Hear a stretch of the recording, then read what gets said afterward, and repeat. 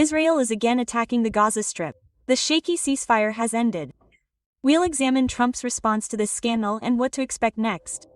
Real street fighting has erupted in the U.S. amid protests at Kings Park against Trump.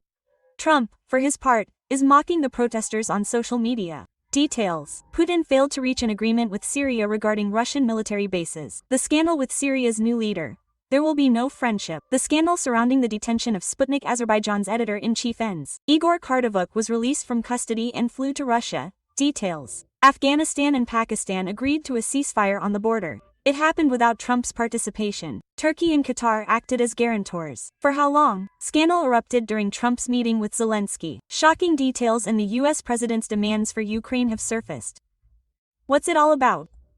Azerbaijani President Ilham Aliyev assumes U.S. command. Protests against peace with Azerbaijan have erupted in Armenia. More on all this in a moment. You're on the Mir Dobra channel. Subscribe, like, and don't forget to leave comments. We're here for you. Street battles have erupted in the United States, with police reportedly using guns and tear gas against millions of anti-Donald Trump protesters. The U.S. president, for his part, is satiating his ego by posting and reposting videos of himself wearing a crown and bombing No King protesters, as well as videos of Democrats bowing before him.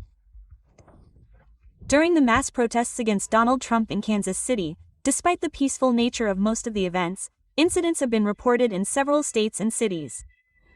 In Portland, Oregon, federal officers fired pepper balls at protesters.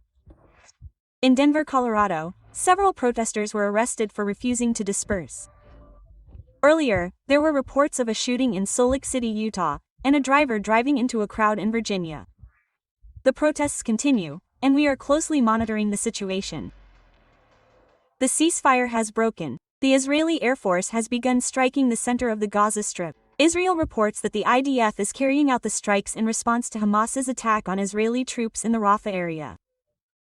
The IDF has declared a grave violation of the ceasefire by the Palestinian group Hamas and has launched strikes in the Gaza Strip.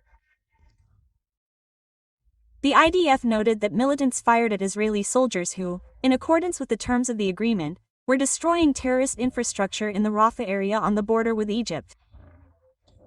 A 26-year-old major and a 20-year-old staff sergeant were killed. Hamas has denied any involvement in the Rafah incident and is adhering to the ceasefire.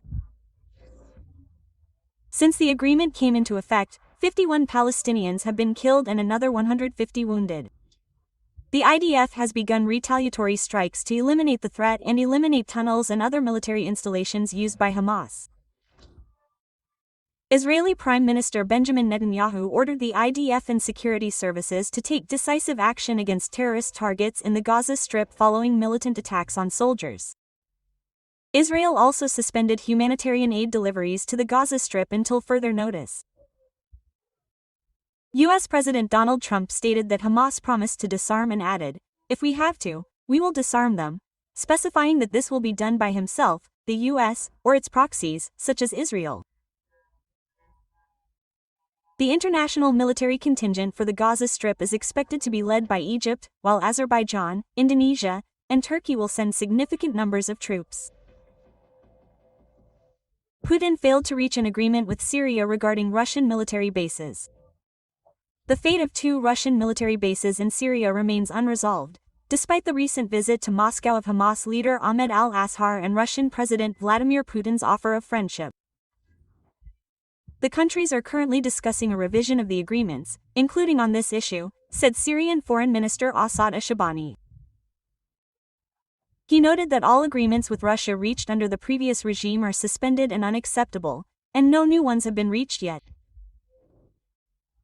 The foreign minister added that during Ashar's visit, he raised the fate of former Syrian President Bashar al-Assad, who fled to Moscow after his overthrow in December 2024, and discussed prospects for cooperation if differences are resolved. According to the minister, relations with Russia must be built for the benefit of the people, and the Republic's authorities do not intend to make any concessions that would restrict the rights of Syrians. The Foreign Ministry is working to overcome the consequences of previous diplomacy, which served as blackmail in favor of an approach open to dialogue and cooperation, Asharani concluded. Afghanistan and Pakistan agreed to a border ceasefire. After a week of armed clashes, Afghanistan and Pakistan reached an agreement on an immediate ceasefire. The talks took place in Doha with the mediation of Qatar and Turkey. The parties also agreed to create mechanisms to ensure long-term peace and hold a new meeting on October 25 in Istanbul to discuss the details of the agreement. Sputnik Azerbaijan editorial director Igor Kordovuk has been released from custody and flown to Russia, according to Russian Foreign Ministry spokesperson Maria Zakharova. Sputnik Azerbaijan journalists were detained in Baku on June 30. On July 1, editorial director Kordovuk and editor-in-chief Yevgeny Belousov were remanded in custody for 4 months. Additionally, 8 more Russian citizens were detained and remanded in custody in Baku on July 1, accused of drug trafficking from Iran, online trafficking of illegal substances, and cyber fraud. They remain in custody. Only the propaganda publication's employees were released. Do you think this release was fair? Cooperation between Azerbaijan and the United States is deepening. Azerbaijani President Ilham Aliyev received commander of the U.S. Central Command and Navy Admiral Brad Cooper. During the conversation, the development of bilateral relations between Azerbaijan and the United States was noted with satisfaction. Recently, an exchange of views took place on prospects for cooperation in the military and military technical spheres. The guests congratulated Aliyev on the successes achieved in advancing the peace agenda between Azerbaijan and Armenia. During a meeting with the U.S. President in Washington, Russia is already disgruntled over the strengthening partnership between Baku and Washington. At the same time, a rally by the pro-Russian opposition and supporters of the Free Karapetyan movement took place in Yerevan. Participants spoke out against the peace agreements between Armenia and Azerbaijan brokered by Washington and demanded the release of political prisoners accused of calling for a military coup. The situation there is escalating. We will monitor developments. Iran announced the termination of the 2015 Joint Comprehensive Plan of Action, JCPOA, which envisaged curbs on Tehran's nuclear program in exchange for the lifting of international sanctions. This was reported by The Guardian. From now on, all provisions of the 2015 agreement, including restrictions on the Iranian nuclear program and the corresponding mechanisms, are considered terminated, the Iranian Foreign Ministry stated. At the same time, the ministry emphasized that the country resolutely expresses its commitment to diplomacy. The meeting between the U.S. and Ukrainian presidents repeatedly descended into heated arguments. Trump repeatedly swore at each other, and afterwards, Zelensky remained very negative, according to journalists close to the meeting. According to reports, the meeting went as follows. Trump rejected maps of the front lines in Ukraine and demanded that Zelensky hand over all of Donbass to Putin and repeat Putin's talking points from the phone call. Ukraine, however, managed to persuade Trump to support a freeze on the current front lines. However, the meeting revealed the capriciousness of his position and his willingness to support Putin's maximalist demands. Zelensky sought a Tomahawk cruise missile from Trump, but was rebuffed. The meeting was reminiscent of the tense meeting in February, when Trump and Vice President Vance criticized Zelensky for his alleged lack of gratitude to the U.S.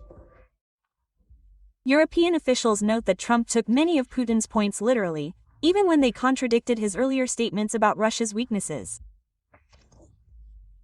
Trump told Zelensky that the Ukrainian leader needed to reach an agreement or face destruction. According to the official, he said Zelensky was losing the war and warned, "If Putin wants it, he will destroy you." At this point in the meeting, the U.S. president cast aside the Ukrainian battlefield maps. Trump spent most of the meeting lecturing Zelensky, repeating Putin's arguments and urging him to accept Russia's proposal. What do you think of the Trump-Zelensky meeting? And did it bring the war closer? Share your thoughts in the comments. See you tomorrow at the same time on the same channel. Subscribe so you don't miss a thing.